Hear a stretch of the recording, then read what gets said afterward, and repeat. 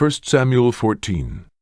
Now it came to pass upon a day that Jonathan the son of Saul said unto the young man that bare his armor, Come, and let us go over to the Philistines' garrison that is on the other side. But he told not his father. And Saul tarried in the uttermost part of Gibeah, under a pomegranate tree which is in Migron. And the people that were with him were about 600 men. And Ahiah the son of Ahitub, Ichabod's brother, the son of Phinehas, the son of Eli, the Lord's priest in Shiloh, wearing an ephod. And the people knew not that Jonathan was gone. And between the passages by which Jonathan sought to go over unto the Philistines' garrison, there was a sharp rock on the one side, and a sharp rock on the other side, and the name of the one was Botzets, and the name of the other Seneh. The forefront of the one was situate northward over against Michmash, and the other southward over against Gibeah. And Jonathan said to the young man that bare his armor, Come, and let us go over unto the garrison of these uncircumcised.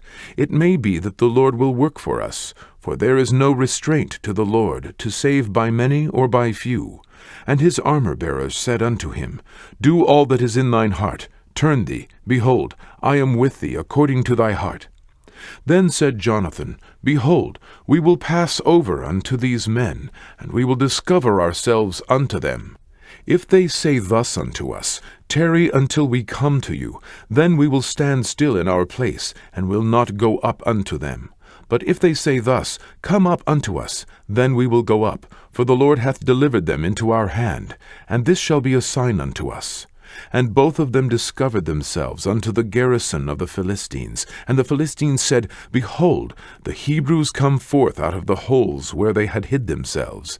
And the men of the garrison answered Jonathan and his armor-bearer, and said, Come up to us, and we will show you a thing. And Jonathan said unto his armor-bearer, Come up after me, for the Lord hath delivered them into the hand of Israel.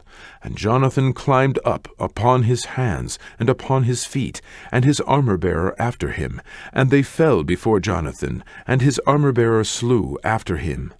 And that first slaughter, which Jonathan and his armor-bearer made, was about 20 men, within as it were an half acre of land, which a yoke of oxen might plough. And there was trembling in the host, in the field, and among all the people. The garrison and the spoilers, they also trembled, and the earth quaked, so it was a very great trembling. And the watchmen of Saul in Gibeah of Benjamin looked, and behold, the multitude melted away, and they went on beating down one another. Then said Saul unto the people that were with him, Number now, and see who is gone from us. And when they had numbered, behold, Jonathan and his armor-bearer were not there. And Saul said unto Ahiah, Bring hither the ark of God, for the ark of God was at that time with the children of Israel. And it came to pass, while Saul talked unto the priest, that the noise that was in the host of the Philistines went on and increased. And Saul said unto the priest, Withdraw thine hand. And Saul and all the people that were with him assembled themselves, and they came to the battle, and, behold, every man's sword was against his fellow, and there was a very great discomfiture. Moreover, the Hebrews that were with the Philistines before that time, which went up with them into the camp from the country round about, even they also turned to be with the Israelites that were with Saul and Jonathan. Likewise all the men of Israel which had hid themselves in Mount Ephraim, when they heard that the Philistines fled, even they also followed hard after them in the battle. So the Lord saved Israel that day, and the battle passed over unto Beth-aven.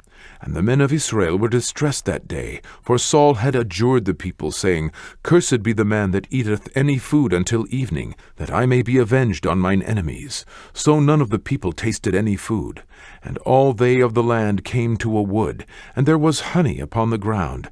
And when the people were come into the wood, behold, the honey dropped, but no man put his hand to his mouth, for the people feared the oath. But Jonathan heard not when his father charged the people with the oath.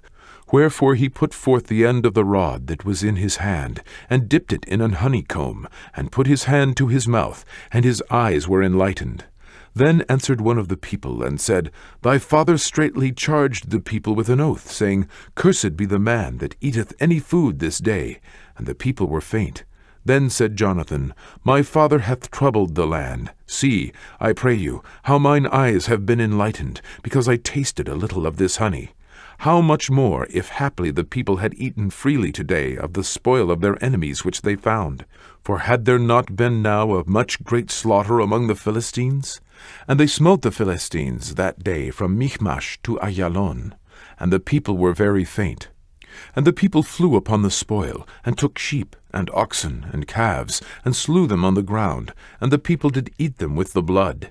Then they told Saul, saying, Behold, the people sin against the Lord, in that they eat with the blood. And he said, Ye have transgressed. Roll a great stone unto me this day. And Saul said, Disperse yourselves among the people, and say unto them, Bring me hither every man his ox, and every man his sheep, and slay them here, and eat, and sin not against the Lord in eating with the blood. And all the people brought every man his ox with him that night, and slew them there. And Saul built an altar unto the Lord. The same was the first altar that he built unto the Lord. And Saul said, Let us go down after the Philistines by night, and spoil them until the morning light, and let us not leave a man of them. And they said, Do whatsoever seemeth good unto thee. Then said the priest, Let us draw near hither unto God. And Saul asked counsel of God, Shall I go down after the Philistines? Wilt thou deliver them into the hand of Israel? But he answered him not that day. And Saul said, Draw ye near hither, all the chief of the people, and know and see wherein this sin hath been this day. For as the Lord liveth, which saveth Israel, though it be in Jonathan my son, he shall surely die. But there was not a man among all the people that answered him. Then said he unto all Israel, Be ye on one side, and I and Jonathan my son will be on the other side. And the people said unto Saul, Do what seemeth good unto thee. Therefore Saul said unto the Lord God of Israel, Give a perfect lot. And Saul and Jonathan were taken, but the people escaped. And Saul said, Cast lots between me and Jonathan my son. And Jonathan was taken. Then Saul said to Jonathan, Tell me what thou hast done. And Jonathan told him, and said, I did but taste a little honey with the end of the rod that was in mine hand, and lo, I must die. And Saul answered, God do so and more also, for thou shalt surely die, Jonathan. And the people said unto Saul, Shall Jonathan die, who hath wrought this great salvation in Israel? God forbid. As the Lord liveth, there shall not one hair of his head fall to the ground, for he hath wrought with God this day. So the people rescued Jonathan, that he died not. Then Saul went up from following the Philistines, and the Philistines went to their own place.